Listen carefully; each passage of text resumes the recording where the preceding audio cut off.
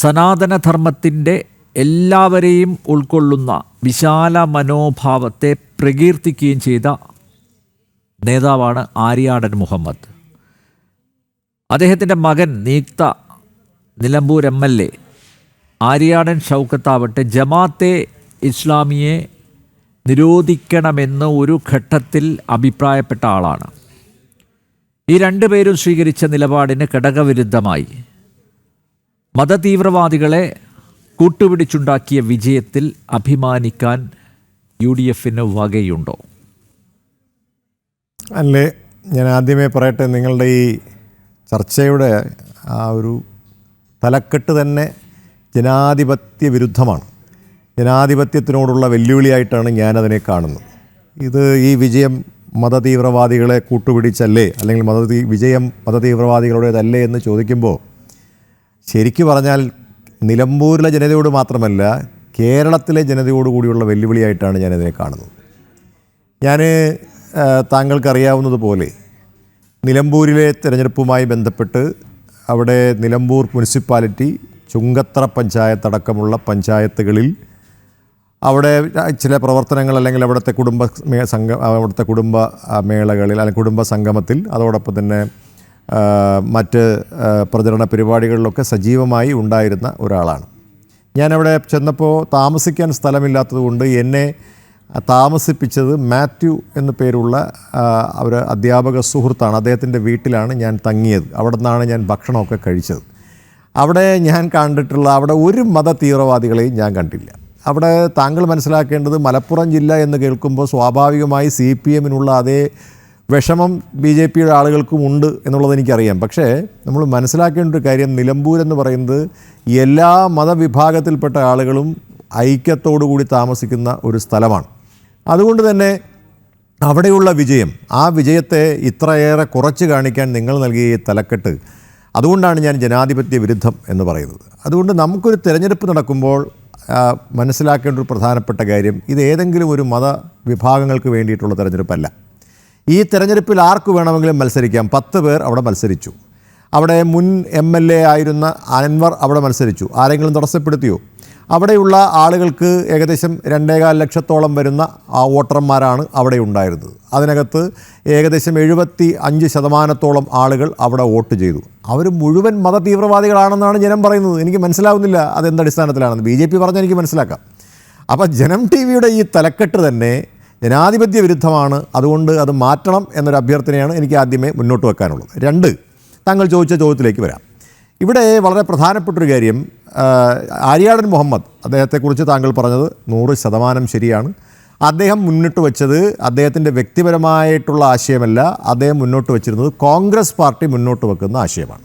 Congress party ഇന്ത്യയിൽ എല്ലായിടത്തും മുന്നോട്ട് വെക്കുന്നത് വർഗീയതയ്ക്കെതിരായിട്ടുള്ള ഒരാശയമാണ്. ഞങ്ങൾ പലപ്പോഴും ഞാൻ ചർച്ചകളിൽ പറയാറുള്ളത് പോലെ, ഈ രാജ്യത്തിൻ്റെ ഭരണഘടന മുന്നോട്ട് വെക്കുന്ന മതേതരത്വം, ആ മതേതരത്വത്തിൽ വിശ്വസിക്കുന്ന ഒരു പാർട്ടി എന്ന നിലയിൽ എല്ലാ പാർട്ടികളെയും, എല്ലാ മതങ്ങളെയും ഒരുപോലെ കണ്ടുകൊണ്ട് ഏതു മതത്തിന് പ്രശ്നമുണ്ടായാലും ആ മതത്തിൻ്റെ പ്രശ്നങ്ങൾ പരിഹരിക്കുന്നതിന് വേണ്ടി മുൻപന്തിയിൽ നിൽക്കുന്ന ഒരു രാഷ്ട്രീയ പാർട്ടിയാണ് കോൺഗ്രസ് പാർട്ടി.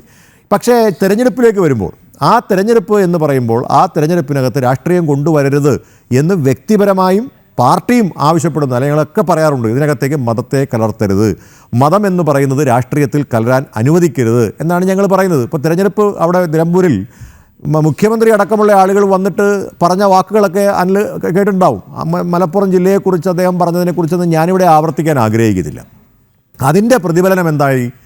11,000 ചില്വാനം വോട്ടിന് ഞങ്ങളുടെ സ്ഥാനാർത്ഥി അവിടെ വിജയിച്ചു എന്ന് മാത്രമല്ല, അതിലവിടെ മത്സരിച്ചിട്ടുള്ള അൻവർ അവിടെ നിന്നാൽ ഞങ്ങളുടെ വോട്ട് പോകും, ഞങ്ങൾ തോറ്റുപോകും എന്നൊക്കെ ചിന്തിച്ചവർക്ക് നിലമ്പൂരിലെ ജനങ്ങൾ നൽകിയ ചുട്ട മറുപടിയായിട്ടാണ് ഈ 11,077 വോട്ടുകളെ ഞാൻ കാണുന്നത്.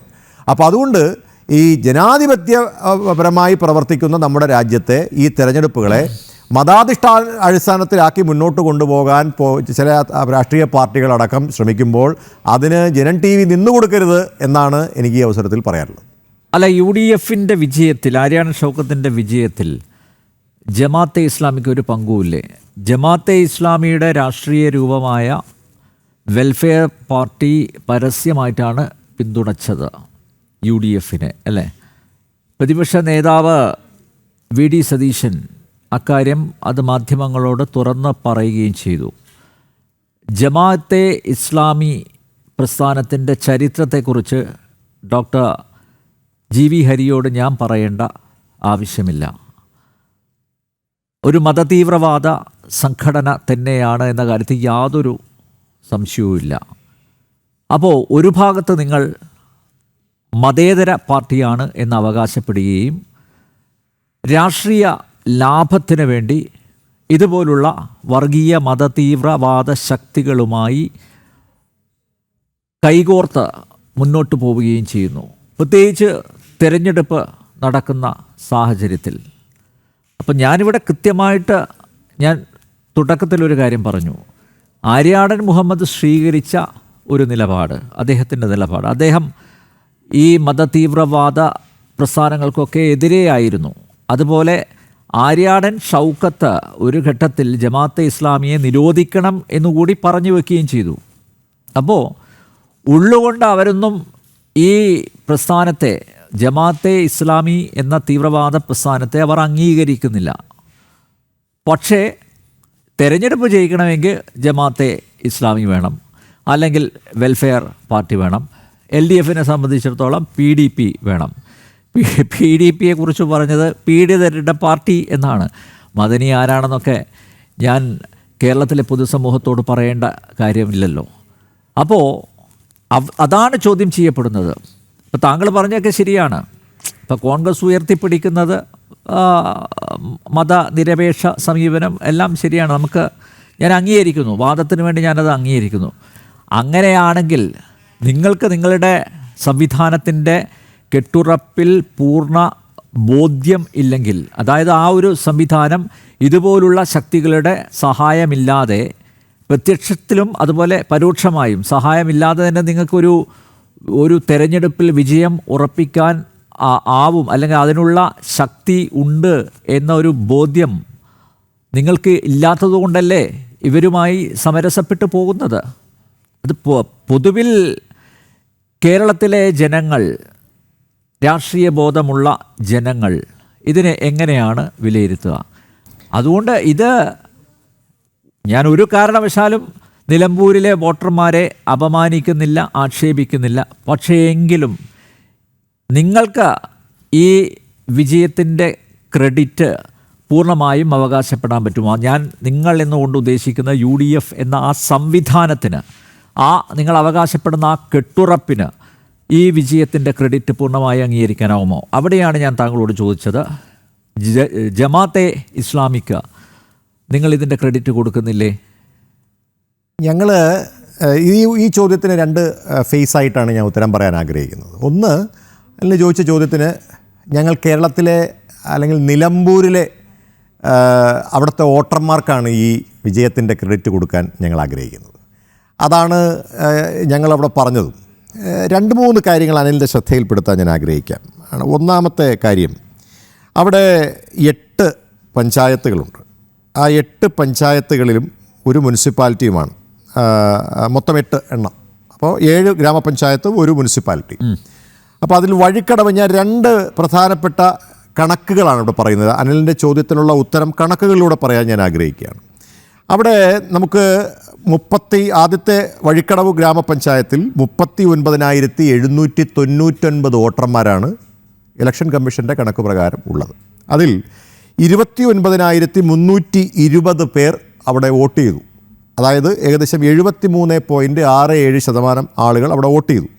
അതിൽ കൈപ്പത്തിക്ക് കിട്ടിയത് 1516 വോട്ടുകളാണ്. ഓർത്തോണം, ഒരു ഗ്രാമപഞ്ചായത്തിൽ ഇപ്പോൾ കെട്ടിവെച്ച കാശ് കിട്ടിയില്ല എന്നുള്ളത് ഞാൻ പറയേണ്ട കാര്യമില്ല, അതിനറിയാം. 1516 അവിടെ ഞങ്ങൾക്ക് കിട്ടിയ വോട്ട് 12,255. എനിക്ക് അതിലൊന്ന് പറഞ്ഞു തരണം, ഇതിൽ ആരാണ് ഇതിനകത്തെ വർഗീയവാദികൾ, ആരാണ് അവിടുത്തെ വോട്ടർമാർ എന്ന് അതിൽ എനിക്കൊന്ന് പറഞ്ഞു തന്നാൽ മനസ്സിലാക്കാം. ഇതുപോലെ അവിടെയുള്ള മുഴുവൻ കണക്കുകളും എൻ്റെ കയ്യിലുണ്ട്, ഓരോ ഗ്രാമപഞ്ചായത്തുകളിലും അവിടെ കിട്ടിയ. അപ്പം ഞാൻ ചോദിക്കുന്നൊരു ചോദ്യം, അവിടെ ആകപ്പാടെ ഹിന്ദു മതവിശ്വാസികളായിട്ടുള്ളത് 1550 പേരേ ഉള്ളൂ, അല്ലെങ്കിൽ അവിടെ ക്രിസ്തു മതവിശ്വാസികളായിട്ട് 1550 പേരുള്ളൂ. ബാക്കി ഈ 12,000 പേര് CPM നോട്ട് ചെയ്ത ബാക്കിയുള്ള ആളുകളടക്കം നമ്മളൊന്ന് കാൽക്കുലേറ്റ് ചെയ്യുമ്പോൾ എൻ്റെ ചോദ്യം വളരെ ലളിതമാണെങ്കിൽ 39,799 പേരുള്ള ഒരു ഗ്രാമപഞ്ചായത്ത്, ഞാൻ ഒരു ഗ്രാമപഞ്ചായത്തെ ഉദാഹരണം പറയുന്നു, അതിൽ 29,320 പേർ വോട്ട് ചെയ്തപ്പോൾ താങ്കൾ പറയുന്നത് പോലെയാണെങ്കിൽ BJPക്ക് കൂടുതൽ വോട്ട് കിട്ടണമല്ലോ. എന്തുകൊണ്ട്? അവിടെയുള്ള ഹിന്ദുക്കൾ മുഴുവൻ BJPക്ക് വോട്ട് ചെയ്യണമല്ലോ. അപ്പം അങ്ങനെയല്ല നടന്നിട്ടുള്ളത്. അവിടെ ഹിന്ദുവെന്നോ മുസൽമാനെന്നോ ക്രിസ്ത്യാനിയെന്നോ വ്യത്യാസമില്ലാതെയാണ് ആളുകൾ അവിടുത്തെ ആ ജനാധിപത്യ പ്രക്രിയയിൽ പങ്കാളിയായിട്ടുള്ളത്. ഒന്ന്. മറ്റൊന്ന്, താങ്കൾ ചോദിച്ച ചോദ്യം ജമാഅത്തെ ഇസ്ലാമിയെക്കുറിച്ചാണ്. ഞാനും അനിലും ഇതിനു മുമ്പ് ഒരു ചർച്ചയിൽ പങ്കെടുത്തിരുന്നു. ഈ പ്രീ ഇലക്ഷന് മുമ്പ് നമ്മളൊരു ചർച്ചയിൽ പങ്കെടുത്തപ്പോൾ ഞാൻ പറഞ്ഞത് താങ്കൾ ശ്രദ്ധിച്ചിട്ടുണ്ടാവും. ഞങ്ങൾ ഒരു ഘട്ടത്തിലും ഒരാളുടെയും തിണ്ണയിൽ പോയി ഞങ്ങൾക്ക് വോട്ട് ചെയ്യണം എന്ന് പറഞ്ഞിട്ടില്ല. ഉണ്ടോ? ഞങ്ങൾ ആ തെരഞ്ഞെടുപ്പിൽ ഞങ്ങൾക്ക് വോട്ട് ചെയ്യും അല്ലെങ്കിൽ ഞങ്ങളെ പിന്തുണയ്ക്കും എന്ന് പറഞ്ഞത് ജമാഅത്തെ ഇസ്ലാമിയാണ്, അല്ലെങ്കിൽ അവരുടെ പാർട്ടി ഇലക്ഷൻ കമ്മീഷൻ അംഗീകരിച്ചിട്ടുള്ള വെൽഫെയർ പാർട്ടിയാണ്. അല്ല, അതുകൊണ്ട് മാത്രമാണോ ജമാഅത്തെ ഇസ്ലാമിയുടെ പിന്തുണ സ്വീകരിച്ചത്? ഞാൻ പറഞ്ഞോട്ടെ, ഞാനത് കംപ്ലീറ്റ് ചെയ്തോട്ടെ. അത് മാത്രമല്ല, അല്ല ഞാൻ പറഞ്ഞോട്ടെ, UDF-ൽ അസോസിയേറ്റ് മെമ്പർഷിപ്പ് അതുപോലെ വാഗ്ദാനം ചെയ്തിരിക്കുക. അതൊക്കെ അനിലിന്റെ വെർഷനാണെന്ന് ഞാൻ അന്നും പറഞ്ഞാണ്. രണ്ടാമത്തെ കാര്യം, ഇതേപോലെ തന്നെ അവിടെ UDF-ന്റെ പ്രഖ്യാപനം പോലെ തന്നെ പ്രഖ്യാപിച്ചതുപോലെ തന്നെ അവിടെ 5000 വോട്ടുള്ള അവിടുത്തെ ഹിന്ദു മഹാസഭയുടെ ഒരു സ്വാമി 5000 വോട്ടുണ്ട് എന്ന് പ്രഖ്യാപിച്ച് CPM-നെ സഹായിക്കാൻ മുന്നോട്ട് വന്നു, BJP-യെ സഹായിക്കാൻ മുന്നോട്ട് വന്നു. അങ്ങനെ തിരഞ്ഞെടുപ്പാകുമ്പോൾ ആ തെരഞ്ഞെടുപ്പിൽ എല്ലാ രാഷ്ട്രീയ പാർട്ടികളും, രാഷ്ട്രീയ പാർട്ടികളല്ലാത്തവരും, മതജാതി സംഘടനകളും ഒക്കെ പിന്തുണ പ്രഖ്യാപിക്കും. അതിൽ അങ്ങനെ പിന്തുണ പ്രഖ്യാപിക്കാത്ത ഏക ജാതി അല്ലെങ്കിൽ ഒരു സംഘടന എന്ന് പറയുന്നത്, സമദൂര സിദ്ധാന്തം ഉള്ള ഒരു സംഘടന എന്ന് പറയുന്നത് NSS മാത്രമാണ്, അല്ലേ? ബാക്കി എല്ലാ സംഘടനകളും ഏതെങ്കിലും ഒരു രാഷ്ട്രീയ വർഷങ്ങളായി, ഞാൻ എടുത്തു പറയാൻ ആഗ്രഹിക്കുന്നുണ്ടെന്ന് വെച്ചാൽ വർഷങ്ങളായി രാഷ്ട്രീയത്തിൽ ധാർമ്മികതയൊന്നുമില്ല. ഇപ്പൊ പുറത്തുനിന്ന് ഒരു തീവ്രവാദ സംഘടന പറയുകയാണ്, നാളെ ഇപ്പോൾ SDPI പറയുന്നു, അല്ലെങ്കിൽ നിരോധിത സംഘടനയായിട്ടുള്ള PFIയുടെ ആൾക്കാരുണ്ടല്ലോ, അവര് സംഘം ചേർന്നിട്ട് പറയാണ് ഞങ്ങളുടെ പിന്തുണ UDF-നാന്ന് പറഞ്ഞാൽ നിങ്ങളത് ഏറ്റുവാങ്ങുമോ? ഞാൻ പറഞ്ഞല്ലോ, ഈ തെരഞ്ഞെടുപ്പിനെ സംബന്ധിച്ചിടത്തോളം അവിടെ പറയണം, നിങ്ങൾക്ക് ചങ്കൂറ്റുണ്ടെങ്കിൽ. അല്ലെങ്കിൽ അവിടെയാണ് ഡോക്ടർ ജി ഹരി ഞാൻ ആവർത്തിച്ച് ചോദിക്കുന്നത്, UDF എന്ന സംവിധാനത്തിന്റെ ശക്തിയെ കുറിച്ച് നിങ്ങൾക്ക് പൂർണ്ണ ബോധ്യമില്ലേ? എന്തിനാണ് ഈ വഴിയെ പോകുന്ന ജമാഅത്തെ ഇസ്ലാമിയെയും വെൽഫെയർ പാർട്ടിയെയും PDP-യെയും അതുപോലെ PFI ഒക്കെ നിങ്ങൾ എന്തിനാ വലിച്ചു കയറ്റുന്നത്? അവര് പിന്തുണച്ചാൽ വേണ്ട നിങ്ങളുടെ വോട്ട് എന്ന് പറയാനുള്ള ആർജവം എന്തുകൊണ്ട്? ലളിതമായ ചോദ്യം, അനിൽ മാധ്യമ പ്രവർത്തകനാണ്, അനിലിനോടൊരു ചോദ്യം. ഈ രാജ്യത്ത് ഇലക്ഷൻ കമ്മീഷൻ അംഗീകരിക്കാതെ ഏതെങ്കിലും രാഷ്ട്രീയ പാർട്ടികൾക്ക് പ്രവർത്തിക്കാൻ സാധിക്കുമോ? ഇല്ല ആണല്ലോ. അങ്ങനെയാണെങ്കിൽ വെൽഫെയർ പാർട്ടി എങ്ങനെ ഇവിടെ പ്രവർത്തിക്കുന്നു? വെൽഫെയർ പാർട്ടി ഇവിടെ പ്രവർത്തിക്കുന്നത് ഈ രാജ്യത്തിലെ നിലവിലുള്ള ഭരണഘടനയുടെ അംഗീകാരമുള്ള ഇലക്ഷൻ കമ്മീഷന്റെ അംഗീകാരത്തോടെ അല്ല എന്ന് അതിൽ പറയുമോ? ജമാഅത്തെ ഇസ്ലാമിയുടെ സ്വഭാവം എന്താണ്? എനിക്ക് ഇതിലൂടെ ഉത്തരം തരണം. എന്നോട് ചോദ്യം മാത്രം ചോദിച്ചാൽ പോരല്ലോ. ഞാൻ എന്നോട് ചോദിക്കുകയാണ്, ജമാഅത്തെ ഇസ്ലാമി എന്ന് പറയുന്നത് ജമാഅത്തെ ഇസ്ലാമിയുടെ രാഷ്ട്രീയ പാർട്ടിയാണോ വെൽഫെയർ പാർട്ടി എന്ന് പറയുന്നത്? അല്ലേ? ജമാഅത്തെ ഇസ്ലാമിയുടെ രാഷ്ട്രീയ പാർട്ടിയാണല്ലോ. ആ രാഷ്ട്രീയ പാർട്ടിയെ കേരള രാജ്യത്ത് ഇലക്ഷൻ കമ്മീഷൻ അംഗീകരിച്ചിട്ടുണ്ടല്ലോ. ആ അംഗീകാരത്തോടു കൂടിയാണല്ലോ അവർ പ്രവർത്തിക്കുന്നത്. അങ്ങനെയല്ലേ? അല്ലെങ്കിൽ നിരോധിക്കണം. അവരുടെ പ്രവർത്തനം ശരിയല്ലെങ്കിൽ എന്ത് ചെയ്യണം? ഇലക്ഷൻ കമ്മീഷൻ എന്ത് ചെയ്യണം? ജാതിപരമായിട്ട് ഞാൻ ചോദിക്കുന്നത് ജമാഅത്തെ ഇസ്ലാമിയുടെയും അതുപോലെ വെൽഫെയർ പാർട്ടിയുടെയും ഒക്കെ സ്വഭാവം എന്താണ്? ഈ സ്വഭാവം എന്താണ് എന്നുള്ളതൊക്കെ ജനങ്ങൾ വിലയിരുത്തുക എന്നുള്ളതാണ്. കേരളത്തിലെ ജനങ്ങൾ, ഇന്ത്യയിലെ ജനങ്ങൾ, ഇവിടെ പ്രവർത്തിക്കുന്ന രാഷ്ട്രീയ പാർട്ടികളുടെ അതിലൊന്നും ഞങ്ങൾ അഭിപ്രായം പറയാൻ നിൽക്കുന്നില്ല. ഓരോ രാഷ്ട്രീയ പാർട്ടിക്കും നിങ്ങൾ സന്ധി ചേരുന്നത് അധാർമികമാണെന്ന് പറയുന്നത് അതുകൊണ്ടാണ്. തെരഞ്ഞെടുപ്പ് ഡോക്ടർ ഹരി, ഞാൻ വീണ്ടും ചോദിക്കുകയാണ്, അതായത് നിങ്ങൾക്ക് UDF എന്ന സംവിധാനത്തിന് ഒറ്റയ്ക്ക് നിലമ്പൂരിൽ ജയിച്ചു കയറാൻ പറ്റുമെന്നുള്ള ഒരു കോൺഫിഡൻസ്, ആത്മവിശ്വാസം ഇല്ലാത്തത് കൊണ്ടല്ലേ നിങ്ങൾ ആ ഘട്ടത്തിൽ ജമാഅത്തെ ഇസ്ലാമിയുടെയും അതുപോലെ വെൽഫെയർ പാർട്ടിയുടെയും ഒക്കെ പിന്തുണ തേടിയത്? ഇപ്പോൾ നേരത്തെ പറഞ്ഞു ഞങ്ങൾ അങ്ങോട്ട് പോയിട്ടില്ല, ഞങ്ങൾ ആരുടെയും തിണ്ണ നിരക്കില്ല എന്ന് പറഞ്ഞു. ഇങ്ങോട്ട് വന്ന പിന്തുണ തന്നതാണെന്ന്. പക്ഷെ അവിടെ നിങ്ങൾക്ക് ജമാഅത്തെ ഇസ്ലാമി എന്ന പ്രസ്ഥാനത്തിന്റെ സ്വഭാവത്തെക്കുറിച്ച് നിങ്ങൾക്ക് അറിയാം, ചർച്ച ചെയ്യപ്പെടുന്നുണ്ട്. നമ്മുടെ തൊട്ടപ്പുറത്തുള്ള രാജ്യമായിട്ടുള്ള ബംഗ്ലാദേശിൽ ഹിന്ദുക്കളെ കൂട്ടക്കൊല ചെയ്യുന്ന ഒരു വിഭാഗമായിട്ട് ജമാഅത്തെ ഇസ്ലാമി അനുദിനം ഇങ്ങനെ വാർത്തകളിൽ നിറഞ്ഞു നിൽക്കുന്ന സമയത്തൊക്കെ ജമാഅത്തെ ഇസ്ലാമിയുടെ ആ ഒരു സ്വഭാവം അത് മനസ്സിലാക്കിയെങ്കിലും വേണ്ട, ഞങ്ങൾക്ക് ഈ വർഗീയ സംവിധാനത്തിൻ്റെ സംഘടനയുടെ വോട്ട് നമുക്ക് വേണ്ട എന്ന് പറയാനുള്ള ആർജവം എന്തുകൊണ്ട് പ്രതിപക്ഷ നേതാവ് വി.ഡി. സതീശൻ കാണിച്ചില്ല, KPCC അധ്യക്ഷൻ കാണിച്ചില്ല, UDF കൺവീനർ കാണിച്ചില്ല? UDF സംബന്ധിച്ചിടത്തോളം UDF അതിൻ്റെ ശക്തിയെക്കുറിച്ച് യാതൊരു തരത്തിലുള്ള സംശയവുമില്ല. ഞങ്ങൾ ഈ തെരഞ്ഞെടുപ്പ് ജയിച്ചിട്ടാണ് ഇന്ന് ഞാൻ മനസ്സിലാക്കുന്നത് കെട്ടിവെച്ച കാശ് പോയതുപോലെ അല്ല ഞങ്ങൾ നിൽക്കുന്നത്. കെട്ടിവെച്ച കാശ് പോയിട്ടുള്ള ആളുകൾ ഈ പാർട്ടി, ഈ രാജ്യം ഭരിക്കുന്ന പാർട്ടിക്ക് കെട്ടിവെച്ച കാശ് കിട്ടിയില്ല. ഞാനിതിവിടെ നേരത്തെ പറഞ്ഞാണ്. ഞാൻ അനിലിനോടൊപ്പം ചർച്ചയിൽ പങ്കെടുത്തപ്പോൾ അന്ന് എനിക്ക് തോന്നുന്നു, എൻ്റെ ഓർമ്മ ശരിയാണെങ്കിൽ ശ്രീ ഷാജി രാഘവനാണ് ആ പരിപാടിയിൽ അന്നത്തെ നമ്മുടെ ചർച്ചയിൽ പങ്കെടുത്തത്. ഷാജി രാഘവനോട് ഞാനൊരു വെല്ലുവിളി ഉയർത്തിയിരുന്നു. അല്ല വിഷയം മാറ്റരുത്, അന്ന് ഞാൻ ഷാജി രാഘവനോട് ചോദിച്ച ചോദ്യം, നിങ്ങളുടെ വോട്ട് താഴോട്ട് പോയി. അല്ലല്ല, ഒന്നുമില്ല, ഓരോ കണക്കുകൾ എന്ത് വോട്ടാണ് ഞങ്ങളുടെ താഴോട്ട് പോയത്? ഞാൻ കണക്കുകൾ നിരത്തി പറഞ്ഞുതരാം. എന്തെങ്കിലും ഒരു വോട്ട് വിഹിതത്തിൽ ഒരു നമ്മൾ രണ്ടുപേരും കൂടി സംസാരിച്ചാൽ അത് ആളുകൾക്ക് മനസ്സിലാവില്ല. അതുകൊണ്ട് ഞാൻ പറയുന്നത് അനിൽ ദയവായിട്ട് ശ്രദ്ധാപൂർവ്വം ഒന്ന് കേട്ടിട്ട് അങ്ങയുടെ ചോദ്യങ്ങൾ ആവർത്തിച്ചോളൂ. ഞാൻ പറയാൻ ആഗ്രഹിക്കുന്നത്, ഞാൻ അന്ന് ചോദിച്ച ചോദ്യം, അന്ന് ഷാജി രാഘവൻ ഈ ചർച്ചയിൽ BJPയുടെ പ്രതിനിധിയായി പങ്കെടുത്തപ്പോൾ ഞാൻ അന്ന് ഉയർത്തിയ വെല്ലുവിളി, ഷാജി രാഘവന് ഇവിടെ 10,000 വോട്ട് തികയ്ക്കാൻ കഴിയുമെന്ന് ഉറപ്പുണ്ടോ എന്നാണ് ചോദിച്ചത്. അന്ന് സ്ഥാനാർത്ഥി ഇല്ല. അന്ന് അദ്ദേഹം പറഞ്ഞു നമുക്ക് നോക്കാമെന്നാണ്. കാരണം എനിക്ക് അവിടുത്തെ സാഹചര്യം അറിയാം. കാരണം അവിടുത്തെ ജനങ്ങൾ നിഷ്പക്ഷരായിട്ടുള്ള ജനങ്ങളാണ്. അവരെ ഞാൻ അവിടെ 6 കുടുംബയോഗങ്ങളിൽ പങ്കെടുത്താണ്. അല്ലല്ല, ഞാൻ പറയട്ടെ, ഇല്ല പച്ചതോണ 6 കുടുംബയോഗങ്ങളിൽ ഞാൻ പങ്കെടുത്തു. അവിടെ ഒന്നും ഞാൻ ഒരു തീവ്രവാദികളെയും കണ്ടില്ല. മത തീവ്രവാദികൾ പറയുന്ന പോലെ മത തീവ്രവാദികൾ കണ്ടില്ല.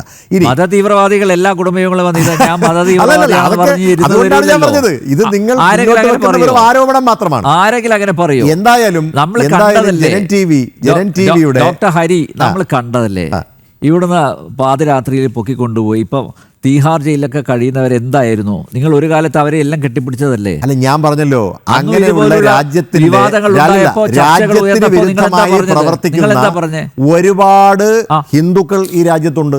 രാജ്യത്തിന് വിരുദ്ധമായി പ്രവർത്തിക്കുന്ന അവരെയും കൊണ്ടുപോകുന്നുണ്ട്. ഏതെങ്കിലും പ്രത്യേക വിഭാഗത്തിന് മാത്രമാണ് കൊണ്ടുപോകുന്നത്. ഒരു സംശയം, ഈ നിയുക്ത MLA ആര്യാടൻ ഷൗക്കത്ത് പറഞ്ഞല്ലേ ജമാഅത്തെ ഇസ്ലാമിയെ നിരോധിക്കണം? അഭിപ്രായമാണെന്നേ അദ്ദേഹത്തിന്റെ അഭിപ്രായം.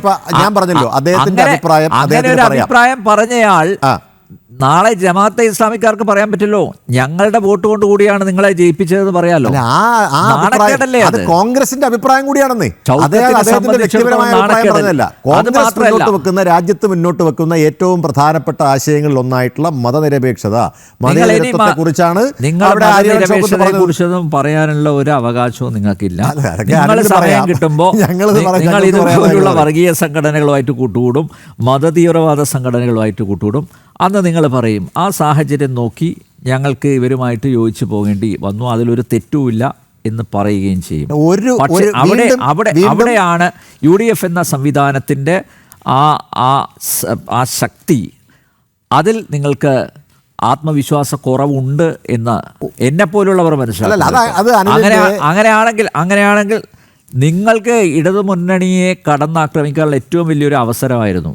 നിങ്ങൾ ജമാഅത്തെ ഇസ്ലാമിയെ മാറ്റി നിർത്തിയിരുന്നെങ്കിൽ, വേണ്ട ഞങ്ങൾക്ക് ഇങ്ങനെയുള്ള വർഗീയ സംഘടനകളുമായിട്ട് സഹകരിച്ചു പോകാൻ താല്പര്യമില്ല എന്ന് കട്ടയ്ക്ക് പറഞ്ഞാൽ നിങ്ങൾക്ക് ഇന്നത്തെ ഈ വിജയം ഉണ്ടല്ലോ, അത് വിജയമായിട്ട് തന്നെ നിങ്ങൾക്ക് ആഘോഷിക്കാം.